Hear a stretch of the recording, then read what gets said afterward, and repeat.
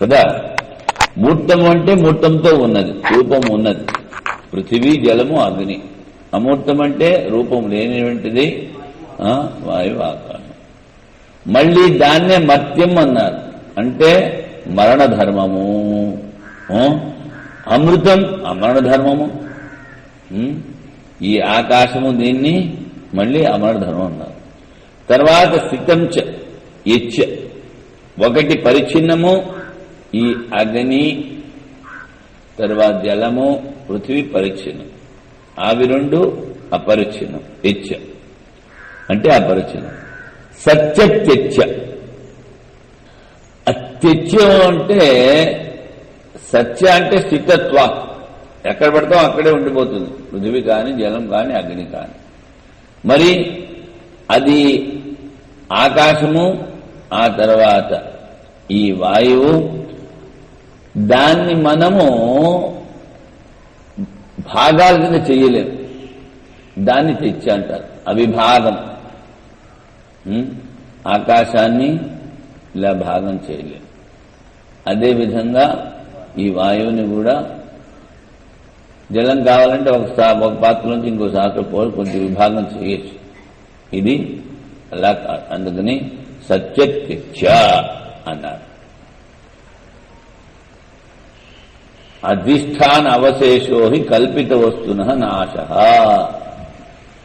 అధిష్టానం ఒకటే మిగులుతుంది. ఈ కల్పిత వస్తువు నశించిన తర్వాత ఏదైతే మిగులుతుందో అదే అధిష్టానము. దేనికైనా ఏదైనా ఉంది అని చెప్పి దానికి ఒక అవధి ఉండాలి. అవధి అధిష్టానం. అదేవిధంగా ఇక్కడ మూర్తము అమూర్తము అని చెప్పినప్పుడు దీనికి ఆధారము అధిష్టానము ఆ పరమాత్మ అని చెప్తాడు. దీనికి అక్కడ బ్రహ్మసూత్రాల్లో వాడు అడుగుతాడు, ఒక నేతి ద్వారా పంచభూతాలు తీసే, ఇంకో నేతి ద్వారా బ్రహ్మం తీసేయండి అంటే శూన్యవాదం వస్తుంది. ఇది బృహదారణ్యకోపనిషద్ భాష్య ద్వితీయాధ్యాయం ద్వితీయం బ్రాహ్మణం. తత్ర ప్రాణావై సత్యం. సత్యస సత్యం అని ముందు చెప్పారు. మళ్ళీ ఈ శిశు బ్రాహ్మణంలో ఏం చెప్పారు? ప్రాణములే సత్యము అంటే వ్యావహారికము, ఆపేక్షిక సత్యం. యా ప్రాణానాం ఉపనిషద తా బ్రహ్మోపనిషత్ ప్రసంగేన వ్యాఖ్యాత. ఈ ప్రాణాల గురించి ఏదైతే బ్రహ్మజ్ఞానం అన్నారో ఆ బ్రహ్మజ్ఞానం సత్యస సత్యం, అదే బ్రహ్మ పేరని చెప్పారు కదా. బ్రహ్మ ఉపనిషత్ ప్రసంగేన. ఉపనిషత్ అన్నది ఏమిటి? సత్యస సత్యం. సత్యం ఏమిటి? ప్రాణము. దాని సత్యము పరమాత్మ. దాన్ని ఉపనిషత్ అంటారు. ఉపనిషత్ అంటే బ్రహ్మజ్ఞానం కదా. ఉపనిషత్ ప్రసంగైన వ్యాఖ్యాత ఏదైతే ప్రాణ ఇది. ఇవే నీ ప్రాణములను కూడా చెప్పారు.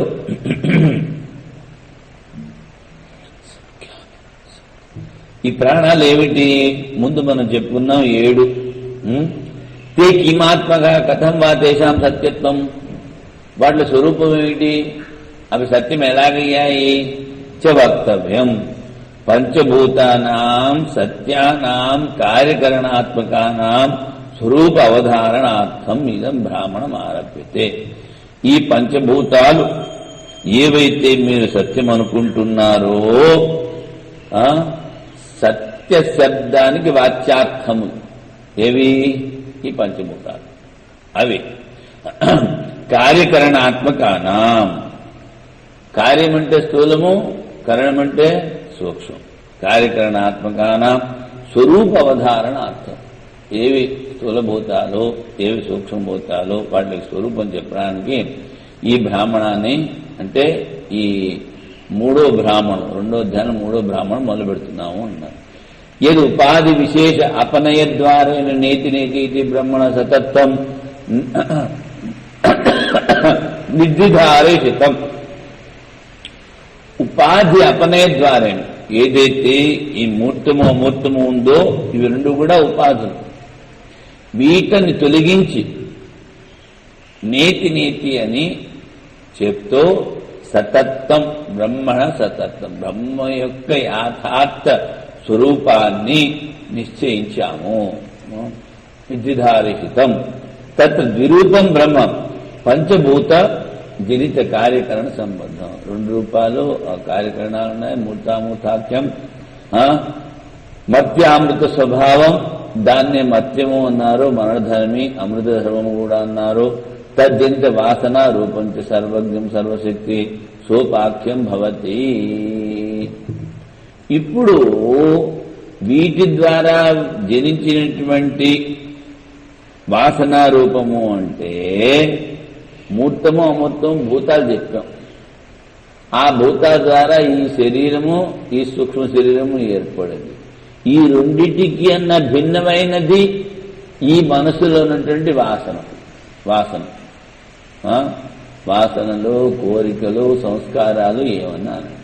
అందుకని మూర్తామూర్తాఖ్యం మత్యం అమృత స్వభావం. తజ్జనితం అంటే వీటి ద్వారా, ఈ మూర్తమూర్తం ద్వారా ఈ కార్యకరణ సంఘాతం ఏదైతే ఉందో అందులో ఉత్పత్తి అయ్యేదేమిటి? వాసన. నేను కూడా చెప్పాం కదా, మంచి విచారం ఉన్నవాడు మంచి మనిషి. తజ్జనిత వాసనా రూపం సర్వజ్ఞం సర్వశక్తి సోపాఖ్యం భవతి. ఈ మూర్తము అమూర్తము ఈ పంచభూతాల ద్వారా ఉత్పత్తి చెందినటువంటి వాసనా రూపమైనటువంటి శరీరం గలవాడు సర్వజ్ఞం సర్వశక్తి సోపాఖ్యం భవతి. వాడు సర్వజ్ఞుడు, సర్వశక్తిమంతుడు. స ఉపాఖ్యం, వాడికి ఒక పేరు కూడా ఉంది. క్రియాకారక ఫలాత్మకంచ సర్వ వ్యవహారాస్పదం. మరి వ్యవహారమంతా క్రియారూపము. తదేవ బ్రహ్మం విగత సర్వోపాధి విశేషం.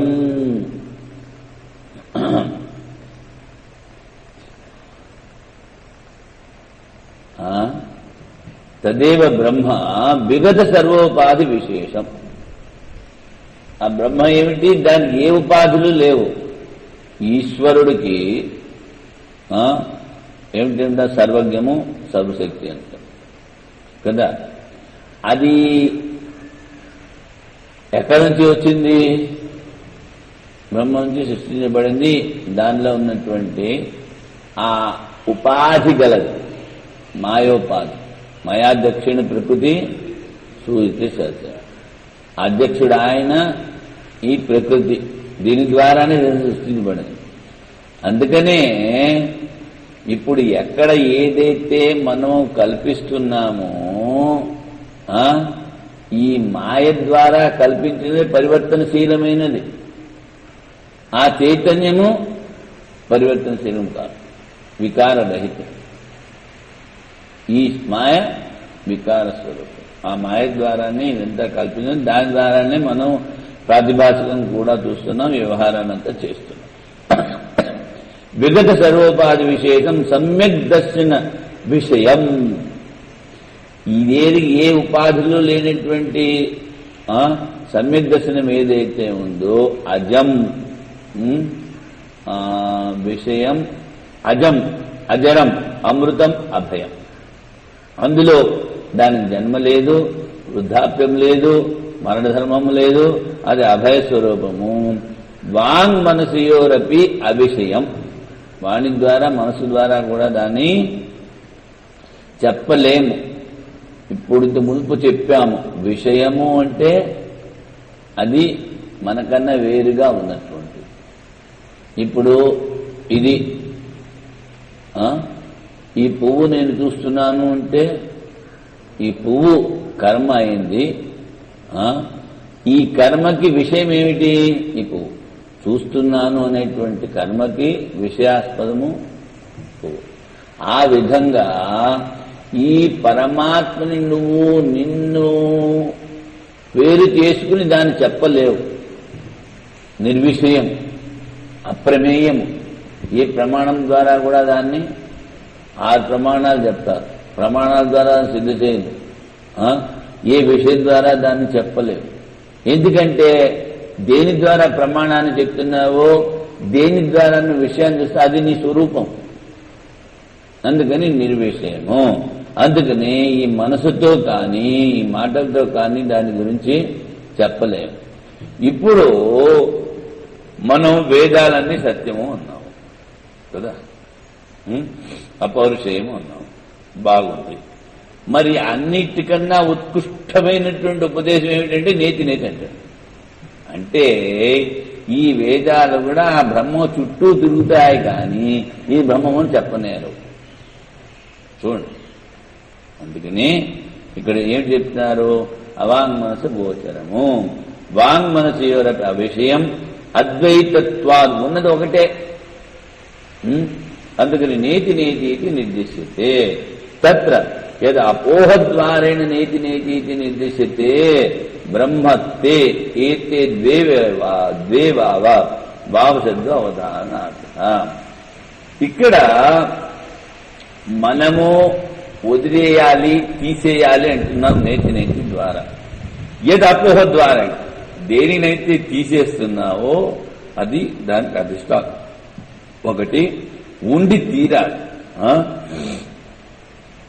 దానినే ఇక్కడ బ్రహ్మమన్నారు. ద్వే ఏవ రెండవి. ఆ బ్రహ్మకు రెండే రూపాలు.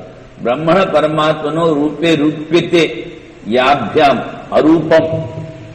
దానికి రూపం లేదు ఏది పరమాత్మ, కానీ దానికి రూపాన్ని చెప్తున్నారు.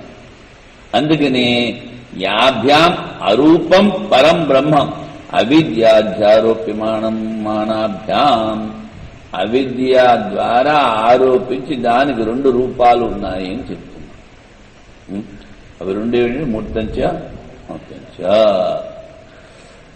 తథా అమూర్తంచ అంతర్నీత స్వాత్మ విశేషణే. ఇక్కడ అంతర్భావితాని. అంతర్నీత అంటే లోపల మనం చేసే భావన.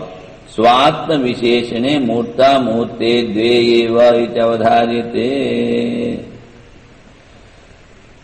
ఇక్కడ మూర్తామూర్తిగా అంతర్భావితాని స్వాత్మని యాని. ఈ ఆత్మలో ఇవి రెండు కల్పించబడినవి కనుక అంతర్నీత స్వాత్మ విశేషణే మూర్తామూర్తి ద్వే ఏవ రెండే. కాని పునఃస్థాని విశేషణాన్ని మూర్తామూర్తి ఇదే. మత్యంచ మత్యం మరణధర్మం, అమృతం తద్విపరీత అమరణధర్మం, స్థితించ పరిచ్ఛిన్నం, తర్వాత గతిపూర్వకం పరిచ్ఛిన్నము, అందులో గమనక్రియ ఉన్నది. స్థాష్ను హెచ్చ యాతి, ఏదైతే స్థిరంగా ఉందో దాన్ని స్థాష్ను అంటారు. దానికి స్థిరంగా ఉన్నదానికి విపరీతం. యాతి ఇతి యద్ వ్యాప్య పరిచ్ఛిన్న స్థితి విపరీతం. ఈ కదులుతున్న దానికి పరిచ్ఛిన్నమైన దానికి విపరీతమైనది ఏమిటి అంటే అపరిచ్ఛిన్నం అనేది విపరీతం. సత్య సత్ ఇది అన్యేభ్యో విశేష్యమాణ అసాధారణ ధర్మ విశేషవత్. మిగిలిన వాటి కన్నా ఈ సత్ అన్నప్పుడు అది వ్యక్తం. ఇక్కడ సత్ అంటే ఆ పరమాత్మ సత్యాన్ని తీసుకోవద్దు, ఆ సత్తాన్ని తీసుకోవద్దు. ఇక్కడ సత్య చర్చ అన్నప్పుడు ఏదైతే వ్యక్తమైనదో విశేషమాన సాధారణ ధర్మ విశేషవత్ తెచ్చి తద్విపరీతం త్యద్ ఇత్యేవ సర్వదా పరోక్షాభిధానార్థం. ఈ త్యత్ అంటే ఇక్కడ పరోక్షము అని చెప్పాలి. అంటే తత్సంగం ఎత్తంటే అపరోక్షం కాదు. ఇక్కడ రెండు కూడా పరోక్షము అపరోక్షము. పరోక్షము అన్నవి ఈ మూడును ఏవి జలము అగ్ని అవి ఇవి ప్రత్యక్షం. పరోక్షములు వాయువు ఆకాశం. అందుకని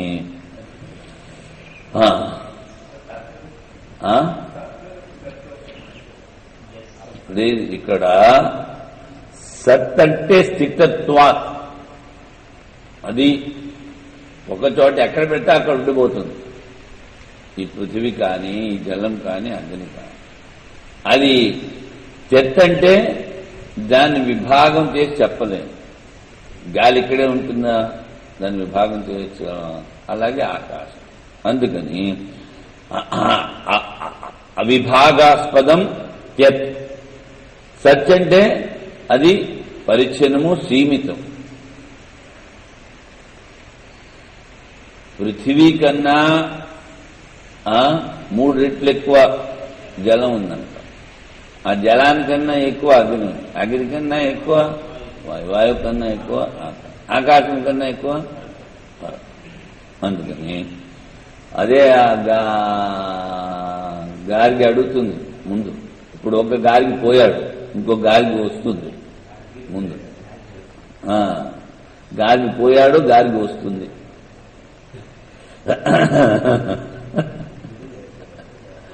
ఇక్కడ దృప్త బాలాకి, అక్కడ గారికి ఇక్కడ గారికి పోయాడు అన్నప్పుడు దృప్త బాలాకి, అక్కడ గారికి వస్తుంది బ్రహ్మ విదుషి అవధూతానికి. తదేతన్మూర్తం అన్యద్వాయోశ్చ అంతరిక్షాచ్చ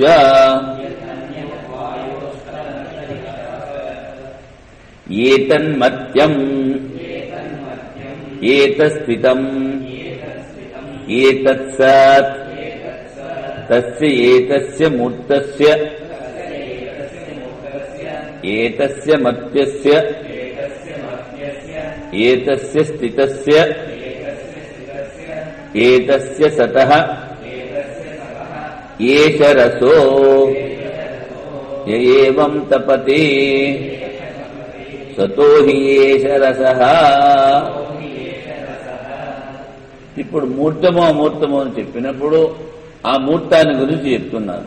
ఏతన్ మూర్తం యద్ అన్యద్ వాయోశ్చ అంతరిక్షాచ్చ. వాయువు అంతరిక్షానికన్నా భిన్నమైనటువంటివి అగ్ని, జలము, పృథ్వీ, ఇవి మూర్తములు.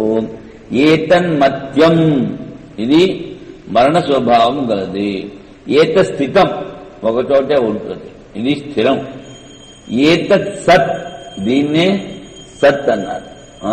తస్య ఏతస్య మూర్తస్య, ఈ మూర్త రూపమైతే ఏదైతే ఉందో ఏతస్య మత్తస్య వినాశం పొందేటువంటిది, ఏతస్య స్థితస్య పరిచ్ఛిన్నస్య ఏతస్య సతః, దీన్నే సత్ అన్నారు. ఏష రసో, ఈ మూర్తమైనటువంటి దానికి రసస్వరూపం ఏమిటి? ఆ సూర్యుడు. ఏష తపతి సతో హి ఏష రసః. అంటే ఇక్కడ ఆ సూర్య గోళకం ఏదైతే ఉందో, అగ్ని, జలము, పృథివీతో ఏర్పడినది. అంటే స్థూలం. ఇంత మునుపు చెప్పాం కదా,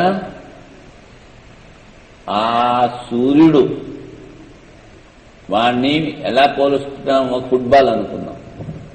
ఆ పరిమాణంలో ఉన్నటువంటి సూర్యుడు ముందు ఈ పృథివీ ఒక బఠాణి గింజంత ఉంటుందంటే, ఖగోళ భూగోళాల ప్రకారం కనుక చూసినట్లయితే ఆ సూర్యుడు ముందు ఇది ఒక బఠాణి గింజ. ఇప్పుడు ఇక్కడ ఫుట్బాల్ పెట్టి దాని దగ్గర నుంచి ఈ పృథివీ ఎంత దూరము ఉందంటే, ఇలాంటి పృథివీలు 108 కనుక పెట్టినట్లయితే ఈ దూరం ఒకటవుతుంది. పృథివీ ఎంత పెద్దది, దాని వ్యాసం ఎంత పెద్దది. అటువంటివి 108. అందుకనే ఈ మాలలో మనం 108 చేస్తాం. ఆ దూరాన్ని కవర్ చేస్తుంది. యోసావసో పురుష సోహమస్మి. అందులో ఉన్నటువంటి ఏ పురుషుడైతే వాడే నాలో ఉన్నాడు అని ఈ గాయత్రి మంత్రం ద్వారా మనం దాన్ని ఉపాసన చేస్తూ ఉంటాం. అందుకని ఇప్పుడు దాన్ని బట్టి చూడండి, ఆ పరమాత్మ సృష్టి చేసినటువంటి ఈ అగ్ని, జలము, వాయువుల యొక్క సారము ఈ సూర్యుడు. మళ్ళీ ఆ విరాట్ పురుషుడికి సూర్యుడు ఒక కన్ను అంటారు.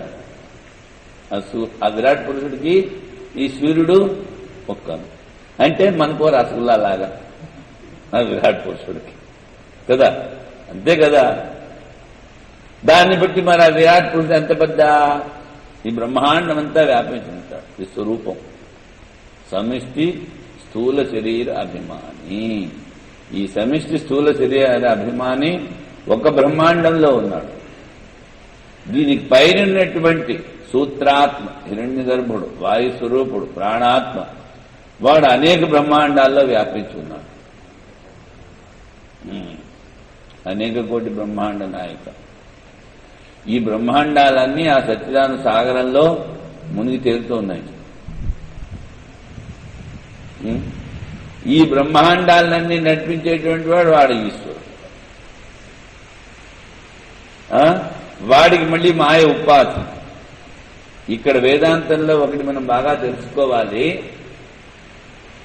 ఏదైతే అక్కడ ఈశ్వరుడికి మాయ ఉపాధి అన్నామో దాన్నే మనం ఇక్కడ అజ్ఞానము అంటున్నాం.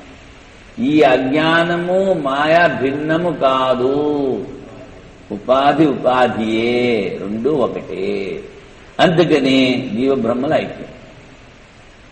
అంటే ఆ మాయ ఉపాధి గల ఈశ్వరుని కూడా దాటి మనం ముందుకు పోవాలి. అందుకని మొట్టమొదటిలో బృహదారంభంలో ఏం చెప్పారు? ఈ కర్మల ద్వారా నువ్వు అత్యంత అధికమైన ఫలితాన్ని దేన్ని పొందుతావు? ఆ హిరణ్య గర్భుని పొందగలవు, బ్రహ్మలోకాన్ని పోగలవు. కానీ దానిపైన ఉన్నవాడు ఈశ్వరుడు, దానిపైన ఉన్నది నీ స్వరూపం. అక్కడ దాకా పోవాలి, మధ్యలో ఆగకూడదు. సరే, రసం తత్ర చతుష్టే విశేషణ విశిష్ట మూర్తం తథా అమూర్తం చ. ఈ వీటికి మూర్తానికి అమూర్తానికి 4 విశేషణాలు చెప్పారు. కానీ మూర్త విశేషణాన్ని, ఈ మూర్త రూపంలో ఉన్నటువంటి వానికి ఏమిటి విశేషాలు, కానికి ఇతరాని దాన్ని విభజించి చెప్తున్నారు. మూర్తం మూర్ఛితావయవ ఇది, మూర్తావయం ఇతరేతర అనుప్రవిష్ట అవయవం ఘనం సంహతం ఇత్యర్థ. అంటే ఈ మూర్తము అంటే అది ఘనస్వరూపం, దాని లోపల ఇంకోటేమీ ఉండదు, రాతిలో కప్పలాగా. కిం తద్ యద్ అన్యత్ కస్మాత్ అన్యద్వాయోశ్చ అంతరిక్షాచ్చ. ఏదైతే మరి దీనికన్నా భిన్నమైనది ఏమిటి?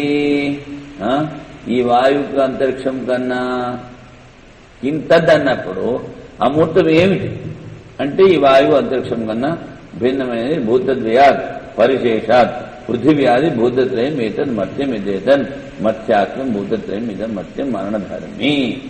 మత్యం అంటే మరణధర్మి. కస్మాత్ యస్మాత్ స్థితమేతత్, ఇది స్థితి కలిగినది. అందుకని స్థితి అంటే అస్తిత్వం కాదు, ఇక్కడ వ్యావహారిక స్థితి. పరిచ్ఛిన్నం హి అర్థాంతరేణ సంయుజ్యమానం దురితే. అందుకని ఇక్కడ పరిచ్ఛిన్నము వినాశశీలి. యథా ఘటస్తంభ కుడ్యాదిన తథా మూర్తం స్థితం పరిచ్ఛిన్నం అర్థాంతర సంబంధి. మూర్తము అంటే పరిచ్ఛిన్నము, దాంతో సంబంధం కలిగినటువంటిది, కుండ స్తంభాలు లాంటిది. తతో అర్థాంతర విరోధాన్ మత్యం ఏత. ఇంకొక దానికన్నా ఇది భిన్నమైనది కనుక ఇది మత్యము మరణధర్మము. ఏతత్ సద్ విశేషమానం. దీనికే సద్ అంటే వ్యక్తమవుతుంది. ఈ వాయువు కానీ మీకు ఆకాశం కానీ వ్యక్తం కాదు, రూపం లేదు, దాని నామం ఉంది. సద్ విశేషమానం అసాధారణ ధర్మవాత్ వ్యక్తం. తస్మాధి పరిచ్ఛిన్నం పరిచ్ఛిన్నత్వాద్ మత్యం. పరిచ్ఛిన్నం అందుకనే మరణధర్మము. మూర్తత్వాద్ మత్యం, అది రూపం ఉంది కనుక అది మత్యము. మత్యత్వా స్థితం స్థితత్వాత్ సత్. స్థితం ఉంది కానీ అది వ్యక్తమైంది నామరూపాల ద్వారా. అన్యోన్య అవ్యభిచారాత్ చతుర్ణాం ధర్మాణం యథేష్టం విశేషం విశేషభావో హేతేతం. ఇవి ఈ 4 చెప్పారు, దానికి విశేషణాలు. దాని ముందు వెనక మీరు ఒకటి విశేషం ఒకటి విశేషణం ఒకటి హేతువు కలది ఎలాగైనా చెప్పండి, ఇదేం పర్వాలేదు. సర్వథాపితు భూతత్రయం చతుష్టయ విశేషణం. ఈ 3 భూతాలకి 4 విశేషణాలు ఉన్నాయి. మూర్తము రూపం బ్రహ్మణ, ఇదంతా బ్రహ్మ యొక్క మూర్త రూపము. చతుర్ణాం ఏకస్మిన్ గృహీతే విశేషణే ఇతరద్ గృహీతమే విశేషణం. ఈ 4గిట్లో ఏదో ఒక విశేషణాన్ని తీసుకున్నారనుకోండి, మీలో కూడా తీసుకోబడతాయి. ఈ బల్ల ఉంది, దీనికి 4 కోళ్ళు. ఒక కోడి పట్ల ఒకటి వస్తుందా, 4 వస్తాయా? అదే విధంగా ఇది ఈ విశేషణ. తస్య ఏతస్య మూర్తస్య ఏతస్య మత్తస్య ఏతస్య స్థితస్య ఏతస్య సత చతుష్టయ విశేషణస్య భూతత్రయస్య. ఏదైతే మూర్తమో అదే మత్యము, మత్యము గనక స్థితము, స్థితము గనక అది వ్యక్తము. ఇవి 4. ఏష రస సార. వీటికి సారం ఏమిటి? త్రయాణామి భూతానాం సారిష్టం సవిత. సవిత్ర మండలం, దాని అంతర్గతమైన పురుషుడు, అది దైవిక స్వరూపం కాదు. సవిత్ర మండలము. ఏతత్ సారాణి 3 భూతాని యతే ఏతత్ కృత విభజ్యమాన రూప విశేషణాన్ని భవంతి. దీని యొక్క సారము, ఈ 4 విశేషణాల యొక్క సారము అదే. ఆదిదైవికస్య కార్యస్య ఏతద్రూపం యత్ సవిత. చూడండి, ఆదిదైవికము కారణం, ఆదిదైవికస్య కార్యస్య. ఇది ఈ సవిత్ర మండలం ఏమిటి? ఇది కార్యం. యదేతన్ మండలం తపతే సతో భూతత్రయస్య యస్మాదేశ రసః. ఈ భూతత్రయాలకి రసము ఇది. ఇది ఏతద్గృహ్యతే మూర్తో హి ఏష సవిత తపతి. అది మూర్త రూపమయ్యి ఇది తాపాన్నిస్తోంది. సారిష్ఠశ్చ అంటే సారతమము, ఈ మూర్తములకు సారం. యత్తు ఆదిదైవికం కరణం మండలస్య అభ్యంతరం తద్వక్షామః.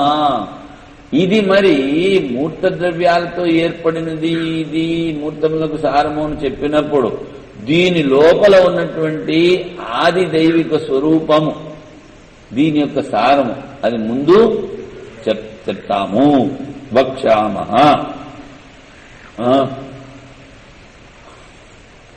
అచ్చా అథామూర్తం వాయుశ్చాంతరిక్షం చయేతద్ అమృతం ఏతత్ యత్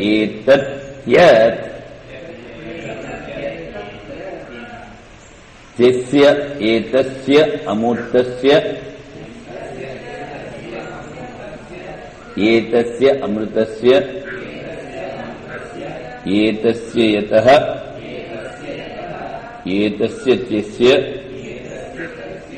ఏష రసో ఏష ఏతస్మండలే పురుషః త్యస్య హి ఏష రసః ఇతి అధిదైవతం.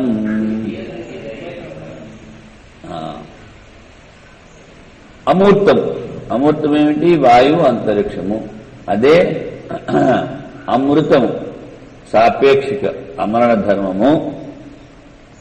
ఏతదితేతత్ త్యస్. తర్వాత ఏదైతే అమూర్తమో అదే అమృతము, అమరణ ధర్మము. తర్వాత అపరిచ్ఛిన్నము, తర్వాత అవిభాగము. ఇవన్నీ చెప్పారు. ఇవన్నీ చెప్పిన తర్వాత ఏతస్య తస్య ఏష రసః. మరి ఈ అపరిచ్ఛిన్నమైన అవిభాగ రూపమైన ఈ అమూర్త ద్రవ్యాలకి రసము ఏమిటి, సారం ఏమిటంటే ఏతస్మిన్ మండలే పురుషః. ఈ సూర్యుడు గోళకు ఉంది, దీనిలో ఉన్నటువంటి పురుషుడు. ఆ పురుషుణ్ణే హిరణ్య గర్భుడు అంటారు. ఎందుకంటే వాడు సమిష్టి సూక్ష్మ శరీర అభిమానం. ఏ దేవతలు ఉన్నాయో, ఏవైతే ఉన్నాయో, ఎన్ని లోకాలున్నాయో, ఎంతమంది మనుషులున్నారో, ఈ అన్ని బ్రహ్మాండాల్లో ఉన్న అన్ని మనుషుల, అన్ని దేవతల, అన్ని గ్రహాల అన్నిటికీ కూడా సూక్ష్మ శరీరం వాడు అభిమానం. మయి సర్వమిదం ప్రోతం. ఆ సూత్ర చూసారా? అందుకని ఇక్కడ ఆ సూక్ష్మ శరీర అభిమాని మనలోనే ఉన్నాడు. అందుకని మనం ఏది చెప్పినా, ఏది చూసినా, ఏది విన్నా, ఏది ఆలోచించినా, ఏది అనుకున్నా వెంటనే రికార్డ్ అయిపోయింది.